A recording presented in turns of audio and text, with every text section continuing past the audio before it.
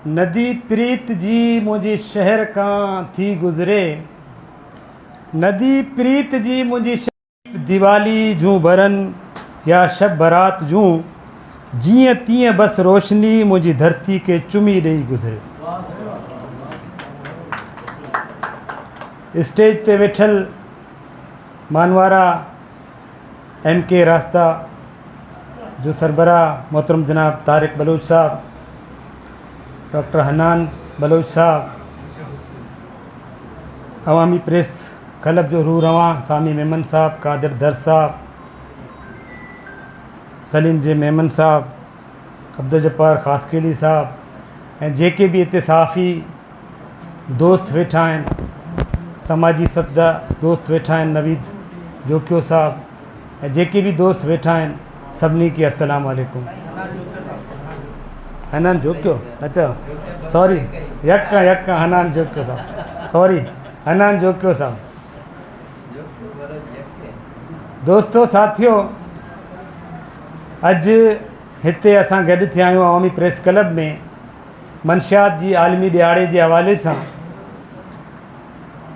हिन प्रोग्राम जो इत्माम MK रास्ता ऐं अवामी प्रेस क्लब मुश्तरका तौर ते कयो आहे। MK रास्ता जी जदोजहद तारिक बलोच जी सरबराही में अॼु खां 4 साल पहिरें शुरू थी। हिते हुन मुंशियात जे हवाले सां वॾियूं वॾियूं रैलियूं मुख़्तलिफ़ इलाइक़नि में कया, जंहिंजो असीं पाण सभु हिते अक्सरियत जेके दोस्त वेठल आहिनि सभु उनजा हिसा हुआसीं। ऐं इन खां अलावा सुजागी जे हवाले सां तमामु सुठो उन कैंपेन बि हलायो ऐं रिहेबिलेशन जे हवाले सां उन सेंटर क़ाइमु कई।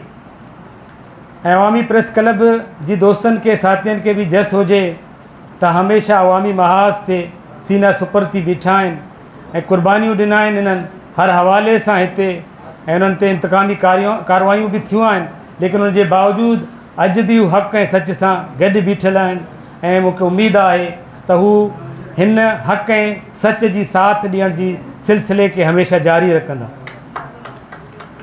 दोस्तों, मंशियात जी हवाले सां वॾियूं ॻाल्हियूं थियूं आहिनि, माज़ी में बि थियूं आहिनि, अॼु बि थिया आहिनि। अॼु गर्मी बि आहे ऐं ज़्यादा टाइम तव्हांजो कोन वठंदुसि, छो त 48 टेम्परेचर में अव्हां जी बि बर्दाश्त जो हिकिड़ो हदु हूंदो आहे जेको आउं सम्झां थो हाणे टपी चुको आहे। मंशियात जी फैलाव जे हवाले सां त मंशियात जे फैलण जा सबब छा आहिनि, मंशियात खे कीअं रोकजे, मंशियात जी रिहेबिलेशन जी सिलसिले में असांखे छा करणु घुरिजे, हिन मामले में ॻाल्हियूं घणियूं थियूं आहिनि। आउं सम्झां थो जंहिं ख़िते में असीं रहूं था, जंहिं रीजन में असीं रहूं था, हुते इंतिज़ामी हवाले सां जेकी मसइला आहिनि उन्हनि ते तफ़सील सां आउं सम्झां थो इन स्टेज ते ॻाल्हाइणु तक़रीबन नामुमकिन आहे। उहो इन करे नामुमकिन आहे, आउं सम्झां थो त ही जेका रीजन आहे, ही जेका ख़ितो आहे, ही दुनिया जो गेटवे आहे जिते असीं बीठा आहियूं, जिते असीं पॉलिटिक्स कयूं था, जिते असीं पंहिंजी समाजियात, पंहिंजी सियासियात, पंहिंजी मुआशियात जी स्ट्रगल कयूं पिया। ही मुंहिंजे ख़्याल में ही दुश्मनी मूंसां हो जॾहिं आउं थियो आहियां, हाणे पंखो स्टार्ट थियो त ही जेका रीजन आहे ही गेटवे आहे ऐं हितां खां ई तक़रीबन जेका हलचल थींदी आहे, जेका हरकतूं थींदियूं आहिनि, जेका हिते जेका पॉलिटिक्स आहे, उहो सॼो आउं सम्झां थो त इन जे गिर्द घुमे थो। उन ते ॻाल्हाइणु शायदि मुमकिन न आहे मूं ते हिन स्टेज ते ॻाल्हायां कि निजी महफ़िल में त आउं ॻाल्हाए सघां थो। त दिस इज़ द गेटवे। ऐं इंतिज़ामी हवाले सां असां कंहिंखां उमेदु रखूं, हिकिड़ो नंढो पुलिस वारो अगरि वेठल हुजे त SHO बि हुजे या SSP लेवल जो माण्हू बि हुजे, आउं सम्झां थो त उनजी वस जो कमु न आहे। लेकिन असां समाजी तौर ते असां रिहेबिलेशन ऐं सुजागी, ये 2 चीज़ूं असांजे हथ में आहिनि। इहे 2 चीज़ूं आहिनि जंहिंमें असीं पार्ट प्ले करे सघूं था, असीं रोल प्ले करे सघूं था। असीं पंहिंजे इलाइक़नि में, असांजे पंहिंजी ॻोठनि में, असां पंहिंजी बस्तियुनि में, असां पंहिंजे शहरनि में, जिते असीं रहूं था, पंहिंजे ओसे पासे असां इन जी ख़िलाफ़ तबलीग कयूं। हिकिड़ी ॻाल्हि हमेशह यादि रखो, हिकिड़ी जेका दुनिया में मञियल हिकिड़ो कानून आहे, मञियल हिकिड़ो ॻाल्हि आहे त नंढो ॿारु हमेशह उहो कंदो आहे जेको असीं कंदा आहियूं। असांजी चवण ते कॾहिं हू कोन कंदो आहे। असीं जॾहिं सिगरेट पीअंदासीं त असांजो ॿारु लामहल सिगरेट पीअंदो। असीं जॾहिं पान खाईंदासीं अॼु गुटको मावो खाईंदासीं त असांजो ॿारु लाज़मी पान गुटको मावो खाईंदो। त बहितरीनु तरीक़ो इहो आहे त प्रैक्टिकल थी हर बुराई खे हमेशह पंहिंजे पाण मां ख़तमु करण जी कोशिशि कयो। हमेशह तव्हांजे प्रेस क्लब में ऐं जिते किथे हर फोरम ते आउं इहो ॻाल्हायो आहे त हर बुराई जो ख़ात्मो पंहिंजे पाण खां शुरू कयो। तव्हां कोन पीअंदो, तव्हांजा ॿार कोन पीअंदा। तव्हां सिगरेट कोन पीअंदो, तव्हांजा ॿार सिगरेट कोन पीअंदा। तव्हां गुटको मावो कोन खाईंदो, तव्हांजा ॿार गुटको मावो कोन खाईंदा। ऐं प्रैक्टिकली पंहिंजे ओसे पासे जूं चीज़ूं ॾिसी चुको आहियां, साबित करे चुको आहियां, साबित थी चुका आहिनि। ऐं हमेशह बुराई खां पाण खे बचायो, पंहिंजे पाण खे बचायो। तव्हांजो इर्द गिर्द, तव्हांजो सोसाइटी, तव्हांजो माहौल पाण बुराइयुनि खां बची वेंदो। मुंशियात हिकिड़ी मुंशियात उहा आहे जेका असां सिगरेट में विझी, असां अल्कोहल जी शिकिल में, असां मुख़्तलिफ़ शिकिलनि में पीअंदा आहियूं, असांखे इंजेक्शन जी सूरत में लॻंदा आहिनि।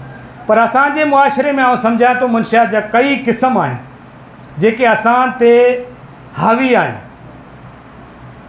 हिते नफ़रतनि जी मुंशियात आहे, हिते मज़हबी बुनियाद ते, मसलकी बुनियाद ते, ॿोली जी बुनियाद ते, क़ौमी बुनियादनि ते जेका मंशियात फैलियल आहिनि, हू आउं सम्झां थो हुन मंशियात खां बि ज़्यादा ख़तरनाक जेके असांजी एकता के, असांजी बदी के, असांजी मोहबतनि के, असांजी चाहतनि के, असांजे ख़ुलूस जी रस्ते में रंडकूं आहिनि, रिकावटूं आहिनि। ऐं आउं सम्झां थो जेका मलीर में अॼु जेका तबाही आहे उहा नफ़रतनि जी मंशियात जो कारण आहे। नफ़रतनि जी मंशियात जी कारण अॼु असां गॾु कोन था थी सघूं।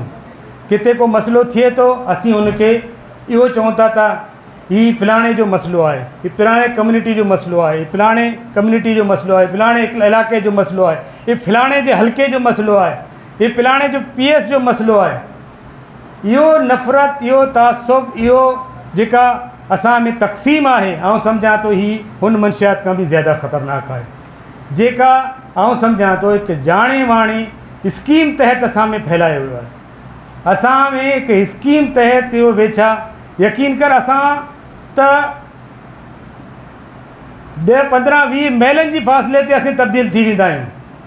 मलीर में तव्हां ॾिसो बिरादरी जेके हिते क़दीमी बिरादरियूं रहनि था, पोइ हिते जेके आया आहिनि जिनखे 50, 60, 70 साल थिया आहिनि,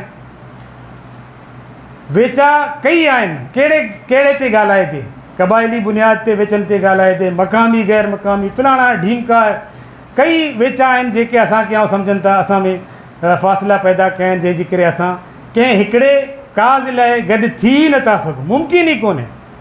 असांखे उन्हनि सभिनी मुंशियातनि जे ख़िलाफ़ु जंग विढ़णो आहे। सोशल मीडिया जो ग़लति इस्तेमालु बि आउं सम्झां थो हिकिड़ो मुंशियात जो क़िस्म आहे, ऐं इहो ज़हर अॼु तमामु वॾे पैमाने ते आहे। हींअर असां वेही उते ॻाल्हायोसीं त जेको सोशल मीडिया जी ग़लति इस्तेमाल जो ज़हर आहे, उहे माण्हू उन में अॻिभर आहिनि जेके आउं सम्झां थो साइको नफ़्सियाती मरीज़ आहिनि, जिन खे घरनि में तवजो कोन्हे।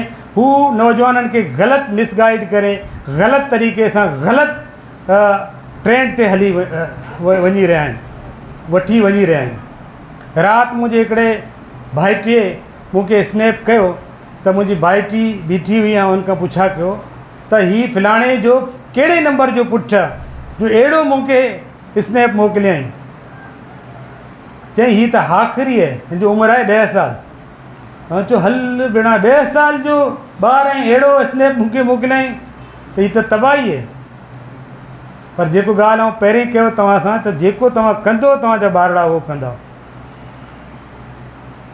हुनजो पूरो बसि हाणे छा चवां, वधीक चवण बि अॼुकल्ह कुफर जा ऐं गद्दारी जा अलाए कहिड़ा कहिड़ा फ़तवा असीं कीसे में रखी वेठा आहियूं। तरह तरह जा फ़तवा, तरह तरह जा अलक़ाबात असांजे कीसनि में आहिनि। लेकिन बहरहाल ॻाल्हियूं घणा आहिनि। अॼु गर्मी बि आहे ऐं तारिक जे बारे में हिकिड़ो शेर चई पंहिंजी जाइ वठंदुसि कि चल पड़े जो यकीन मौक़िम के साथ जानबे मंजिल अगर उन्हें रास्तों पर फिर शराब नज़र नहीं आते, उन्हें रास्तों पर नज़र शराब नहीं आते, महज सुंदर सपने देखने से इनकलाब नहीं आते, कांटों से उलझे बिना बाग से गुलाब नहीं आते। अमली तौर पे मैदान में अचो, तारिक बणिजो, सामी मेमन बणिजो, सलीम जे मेमन बणिजो, डॉक्टर हनान बणिजो, फरीद बणिजो, नवीद बणिजो। पोइ आउं सम्झंदुसि त तव्हां मलीर सां सचा आहियो। सिर्फ़ु सोशल मीडिया ते वेही कूड़ियूं पोस्टूं रखे नौजवाननि खे मुंतशिर ज़हनी तौर ते वधीक मुंतशिर न कयो। तव्हांजी महिरबानी, तव्हांजी वॾी वॾी महिरबानी। तव्हां 48 सेंटीग्रेड में मूंखे बर्दाश्त कयो, महिरबानी।